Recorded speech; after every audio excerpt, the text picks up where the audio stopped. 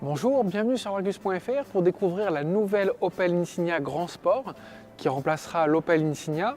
Vous la verrez sans doute au Salon de Genève en mars prochain, mais nous avant, en exclusivité, on va vous faire le tour du propriétaire.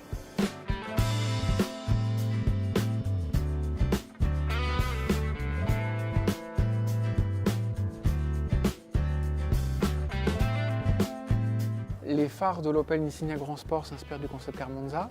On a une signature lumineuse en forme d'aile et puis des modules à LED matriciels comme on peut retrouver sur des marques premium plus prestigieuses. L'empattement est plus long de 9,2 cm, le toit est plus bas et en même temps on aura plus d'espace à bord.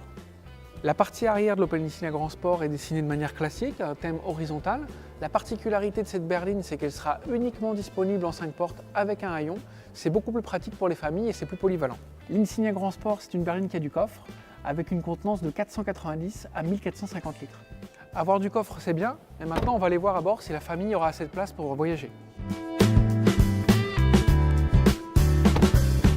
À bord, il y a de la place, il y a de nombreux rangements sur la console centrale, ici, ici et ici.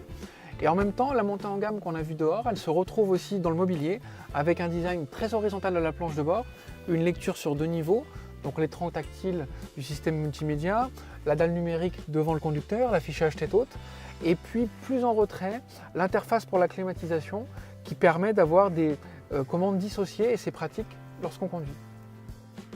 L'empattement allongé dégage beaucoup d'espace pour les jambes, donc ça c'est appréciable. Et puis contrairement à ce qu'on pourrait penser avec un toit qui est plus bas que la génération précédente, on a quand même de la place, même pour les grands gabarits, il n'y a pas de souci, parce que les sièges sont implantés plus bas. L'Opel Insignia Grand Sport fera sa première apparition mondiale au Salon de Genève au mois de mars. Elle sera commercialisée dans le réseau Opel au mois de juin, mais avant cela, fin mars, on vous donne rendez-vous pour les premiers essais, et moi je vous dis à bientôt sur l'Argus.fr.